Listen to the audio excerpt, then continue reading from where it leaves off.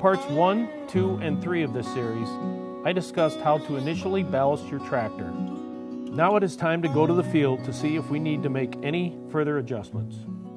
After watching this video, you will be able to evaluate tractor performance in the field to determine if ballast or tire adjustments are needed. Adjust ballast or tire pressure based on infield performance observations. There are 5 main goals that we want to achieve when ballasting a tractor. When you achieve all of these at the same time, you can consider your tractor properly ballasted. The first 2 goals of correct weight split and tire pressure should be achieved before leaving the yard. The remaining 3 can only be evaluated in the field. When you make your first few passes across the field, the first thing we want to evaluate is wheel slip, as this is a direct result of ballast. All-wheel tractors need 8 to 12% wheel slip for maximum tractive efficiency in soil. Use the wheel slip module on the command center to observe this. If you don't have a radar or Starfire receiver installed, you might consider adding one, as these are much faster and more accurate than measuring wheel slip manually. If slip is above 12%, you are wasting fuel through reduced productivity. If slip is below 8%, it is likely that you are wasting fuel by carrying extra weight on the tractor that you don't need.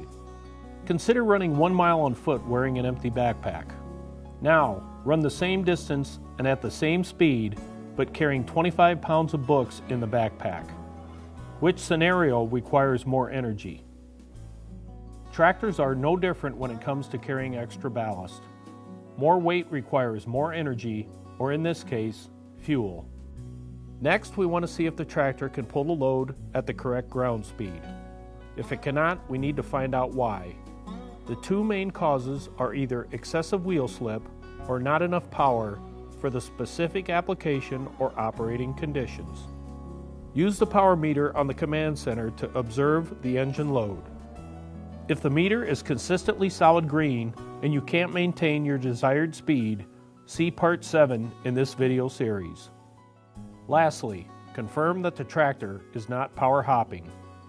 If it is in a power hop condition, then see part 5 in this video series. Now that we have made a few passes and evaluated the performance of our tractor, it is time to add or remove ballast as necessary based on our observations.